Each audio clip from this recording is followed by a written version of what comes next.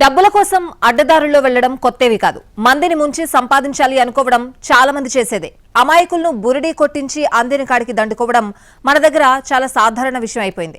కొందరైతే తాము గవర్నమెంట్ ఆఫీసులమని చెప్పుకుంటూ ఉద్యోగాలు ఇప్పిస్తామని నమ్మబలుకుతూ డబ్బులు కొట్టేస్తున్నారు. అలాంటి ఓ జంటను పోలీసులు పట్టుకున్నారు. ఇంటర్ ఫెయిల్ అయిన ఐఏఎస్ ఆఫీసులమని చెప్పుకుంటున్న ఆ భార్యాభర్తలను కటకటాల్లోకి నెట్టారు విశాఖ పోలీసులు. ఇక్కడ అమాయకంగా కనిపిస్తున్న ఈవిడే ట్రైనీ కలెక్టర్ అంట. ఈమె భర్త జీవీఎంసీ కమిషనర్ అట. 90 రోజుల ట్రైనింగ్ పూర్తయితే జిల్లా జాయింట్ కలెక్టర్ గా బాధ్యతలు స్వీకరిస్తామని చెప్పుకుంటూ తిరుగుతున్నారు. ఇవన్నీ వాళ్ళు చెబుతున్న మాటలే. భార్యాభర్తలిద్దరూ చదివింది ఇంటర్, డిగ్రీలు. కష్టపడి చదివి ఐఏఎస్లు అయ్యామంటూ ప్రచారం మొదలుపెట్టారు. అలా అందరినీ నమ్మిస్తూ ఆగకుండా దందా స్టార్ట్ చేశారు. అందిన కాడికి దోచుకుంటూ జనాలను బెదిరిస్తూ రెచ్చిపోయారు. తీరా ఓ కేసు విషయంలో వీళ్లు చేసిన అతి పోలీసులకు అనుమానం కలిగించింది. తీగ లాగితే మొగుడు పెళ్లాల గుట్టు రట్టయిందే. ట్రైనీ ఐఏఎస్ అని చెప్పుకుంటూ పలువురిని మోసం చేసిన కేసులో నిందితురాలు భాగ్యరేఖ, ఆమె భర్త ఎం చంద్రశేఖర్ ను పోలీసులు అరెస్టు చేశారు. విశాఖపట్నంలోని ఎంవీపీ పోలీస్ స్టేషన్లో నమోదైన కేసులో ఇద్దరిని రిమాండ్కు తరలించారు. ఎంవీపీ కాలనీలోని ఓ ప్రైవేటు సంస్థలో పనిచేస్తున్న రౌతు మధును 2015లో చంద్రశేఖర్ పరిచయం చేసుకున్నాడు. తన భార్య భాగ్యరేఖ బాలల హక్కుల కమిషన్లో జాయింట్ కమిషనర్ గా పనిచేస్తున్నట్లు పరిచయం చేశాడు. ఆ పేరుతో తయారు చేసిన నకిలీ గుర్తింపు కార్డు చూపించడంతో మధు నమ్మాడు. పైనాపిల్ కాలనీలో టిట్కో ఇల్లు ఇప్పిస్తానని మధు నుంచి పలు దఫాలుగా 80,000 రూపాయలు తీసుకున్నాడు చంద్రశేఖర్. అలాగే రమా అనసూయ అనే మహిళతో జీవీఎంసీ కమిషనర్ గా పరిచయం చేసుకుని 1,00,000 వరకు తీసుకున్నారు. అయితే రోజులు గడిచినప్పటికీ ఇల్లు ఇవ్వకపోవడంతో బాధితులు నిలదీశారు. దీంతో దొంగతనం కేసు పెడతానని భాగ్యరేఖ బెదిరింపులకు దిగింది. బాధితులు దిక్కుతోచని స్థితిలో భాగ్యరేఖ, ఆమె భర్త చంద్రశేఖర్లపై ఈ నెల 22న ఎంవీపీ స్టేషన్లో కంప్లైంట్ చేశారు.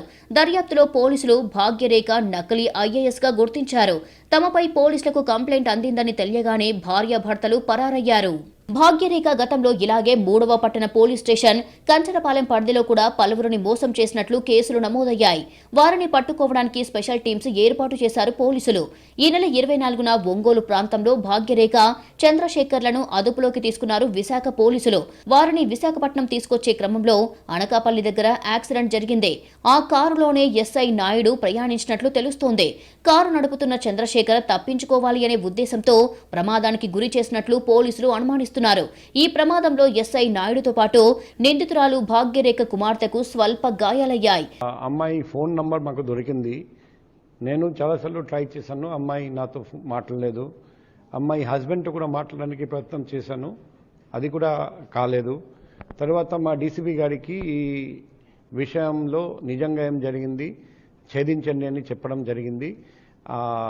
ఇన్ఫర్మేషన్ ప్రకారం భార్యాభర్త ఇద్దరి మీద చాలా ఆరోపణలు ఉన్నాయి.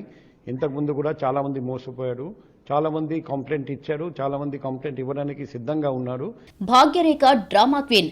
అద్దెకుంటున్న ఇల్లును నకిలీ ఐఏఎస్ భార్యాభర్తలు కబ్జా చేసినట్టు ఇంటి ఓనర్ పోలీసులకు ఫిర్యాదు చేశారు. తన ఇంటి మీద గుర్తు తెలియని వ్యక్తులు అర్ధరాత్రి దాడి చేశారని డ్రామాలాడింది. భర్త వేరే మహిళతో వివాహేతర సంబంధం పెట్టుకుని తన ఆస్తి కోసం తనను, తన బిడ్డను చంపాలి అని చూస్తున్నాడు అంటూ విక్టిమ్ కార్డు ప్లే చేసింది. అంతేకాక ఓ ఫేమస్ పొలిటీషియన్ తనకు సోదరుడు అవుతాడని అతనితో చెప్పి తాట తీస్తా అంటూ పోలీసులనే బెదిరించింది. ఇలా నోటికొచ్చిన అబద్ధాలు, కథలతో చాలా సీన్ క్రియేట్ చేసింది భాగ్యరేఖ. అంతేకాక పోలీసులు ఇంటికొచ్చి తనను కొట్టారని చెప్పి ఓ అడ్వకేట్ దగ్గర తలదాచుకుంది. ట్రైనింగ్లో ఉన్నందున తన జాబ్కు ఇబ్బంది ఎదురవుతుందని, అందుకే ఫిర్యాదులు చేయడం లేదంటూ కట్టుకథలు చెప్పింది. భాగ్యరేఖ, చంద్రశేఖర్లు కలిసి ఉత్తరాంధ్ర జిల్లాలో ఇంకా చాలా మోసాలకు పాల్పడినట్టు పోలీసులు భావిస్తున్నారు. బాధితులు ముందుకొచ్చి ధైర్యంగా కంప్లైంట్ చేయాలని పోలీసులు కోరుతున్నారు.